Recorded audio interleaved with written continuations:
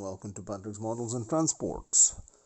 A very short video testing the new Piko controller, and we'll make a comparative test tomorrow. We'll make a video of a comparative test tomorrow, and differences in performance compared to a Mehano controller, etc, etc. But what's most important is that the Piko, with its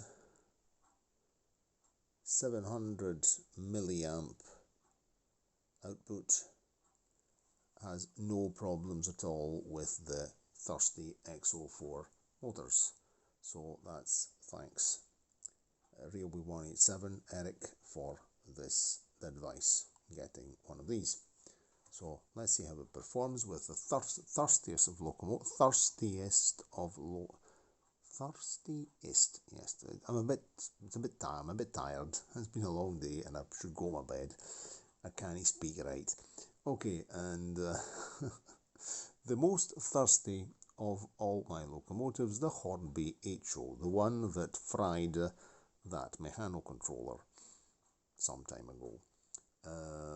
I've also tested it with some of the other, the Ginty over there. There's a Triang Ginty, and the two Picos, of which the BR64 tends to be more energivorous compared to the BR75, mainly because the motor is much older. It's a locomotive with a higher mileage. Okay, let's see how it behaves. Right, on we go.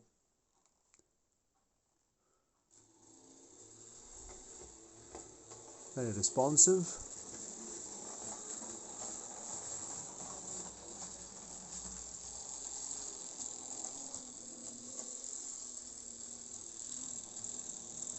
The controller doesn't feel hot at all.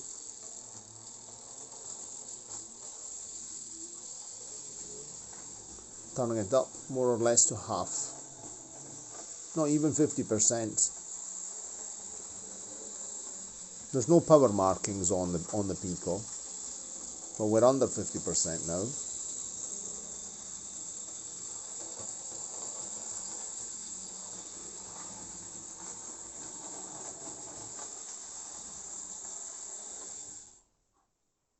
Change direction.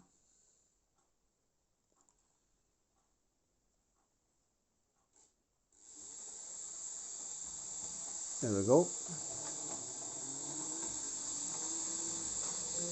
I noticed that this controller, it has to get used to the locomotive, then it'll control it very well.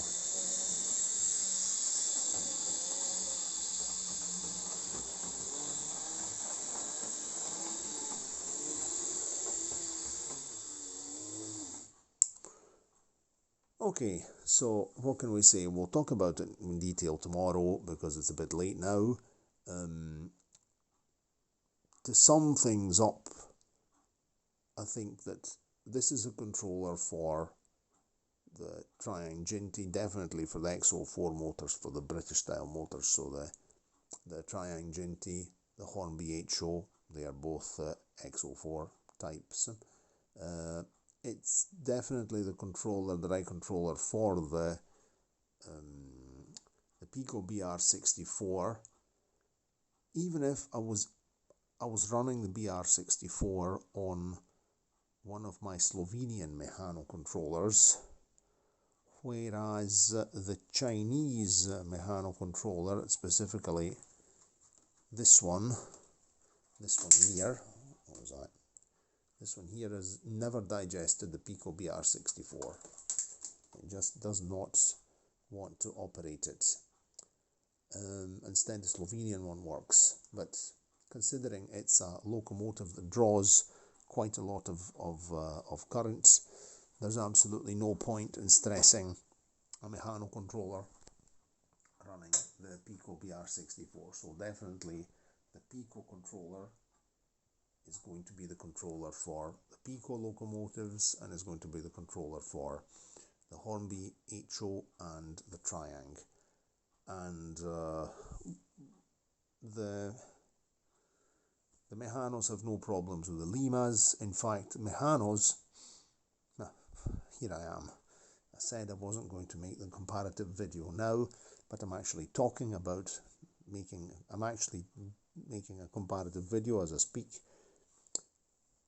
Let's say that, and we'll see this tomorrow in detail, and we'll take out not this Chinese mechano controller, which is not a great controller, but we'll take out the Slovenian one. The mechano controller has more control in the lower ranges of the controller, so you're able to crawl better, in particular if you've got a low consumption motor like a Juef locomotive. Juefs don't draw much electricity. In particular, the 5-pole motors are very, they don't draw much. Limas also benefit from the mechano controller because Limas tend to need a big, you have to sort of turn the controller up halfway and then turn it down. And this is a bit how you drive the Picos on the Piko controller. Even if the modern Piko controller is, I'll have to practice with it because, you know, you have to sort of form your hand with a controller. And for me, it's brand new. But we'll do some comparative tests and see what's what.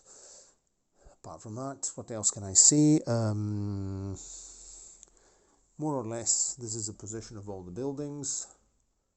Signal box, the terraced cottages, the cafe and the shops, the station.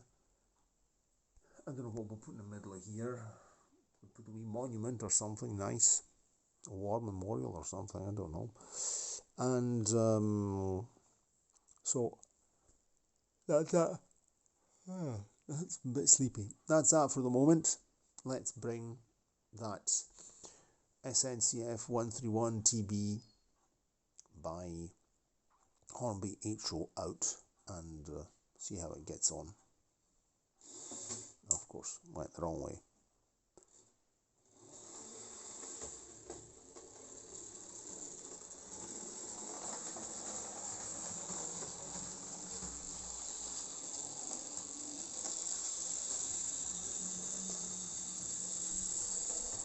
I shouldn't be running this noisy locomotive at night.